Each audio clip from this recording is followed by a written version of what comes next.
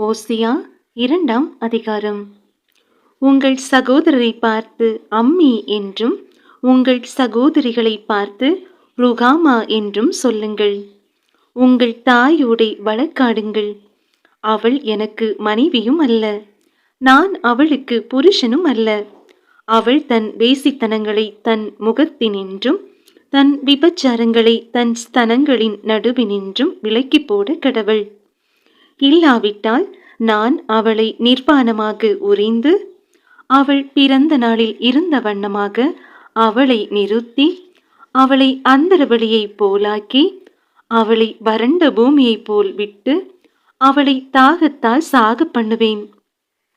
அவளுடைய பிள்ளைகள் சோர பிள்ளைகளாகையால் அவர்களுக்கு இரங்காதிருப்பேன். அவர்களுடைய தாய் சோரம் போனாள். அவர்களை கர்ப்பந்தரித்தவள் லட்சையான காரியங்களை செய்தாள். அப்பத்தையும் தண்ணீரையும் ஆட்டு மயிரையும் பஞ்சையும் எண்ணெயையும் பானங்களையும் கொடுத்து வருகிற என் நேசர்களை பின்பற்றி போவேன் என்றாள். ஆகையால் இதோ நான் உன் வழியை முள்ளுகளினால் அடைப்பேன். அவள் தன் பாதைகளை கண்டுபிடிக்க கூடாதபடிக்கு மதிலை எழுப்புவேன். அவள் தன் நேசர்களை பின்தொடர்ந்தும் அவர்களை சேர்வதில்லை, அவர்களை தேடியும் கண்டுபிடிப்பதில்லை. அப்பொழுது அவள், நான் என் முந்தின புருஷனிடத்துக்கு திரும்பி போவேன். இப்பொழுது இருக்கிறதை பார்க்கிலும் அப்பொழுது எனக்கு நன்மையாயிருந்தது என்பாள்.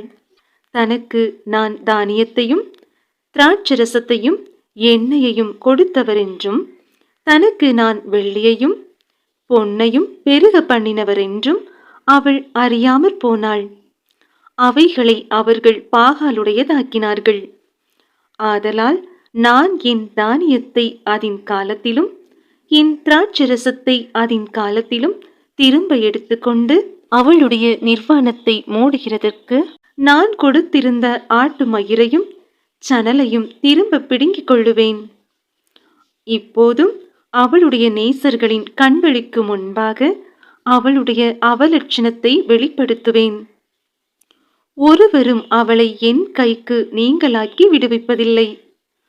அவளுடைய எல்லா மகிழ்ச்சியையும் அவளுடைய பண்டிகைகளையும் அவளுடைய மாத பிறப்புகளையும் அவளுடைய ஓய்வு நாட்களையும் சபை கூடுகிற அவளுடைய எல்லா ஆசரிப்புகளையும் ஒழிய பண்ணுவேன்.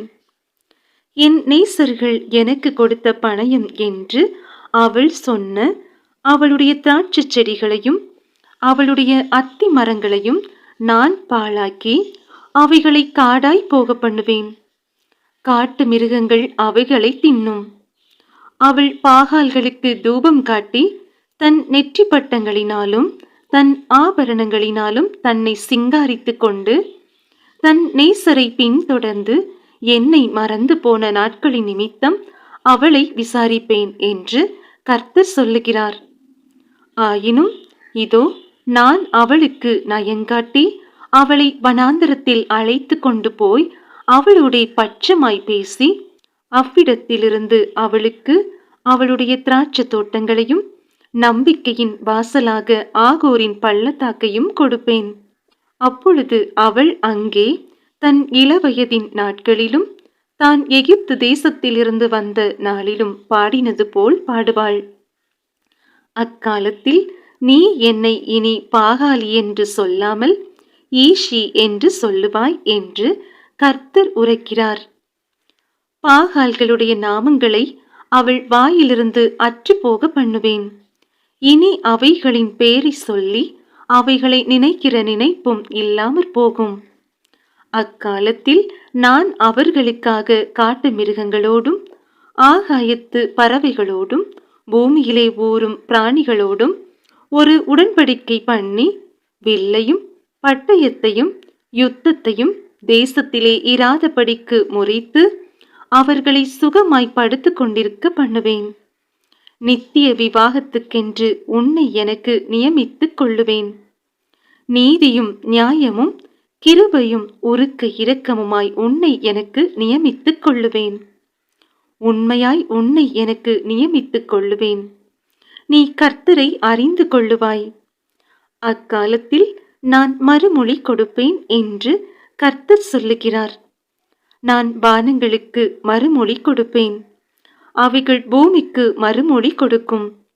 பூமி தானியத்துக்கும் திராட்சரசத்துக்கும் எண்ணெய்க்கும் மறுமொழி கொடுக்கும். இவைகள் இஸ்ரவேலுக்கும் மறுமொழி கொடுக்கும். நான் அவளை எனக்கென்று பூமியிலே விதைத்து இரக்கம் பெறாதிருந்தவளுக்கு இறங்குவேன். என் ஜனமல்லாதிருந்தவர்களை நோக்கி, நீ என் ஜனம் என்று சொல்லுவேன். அவர்கள் என் தேவனே என்பார்கள் என்றார்.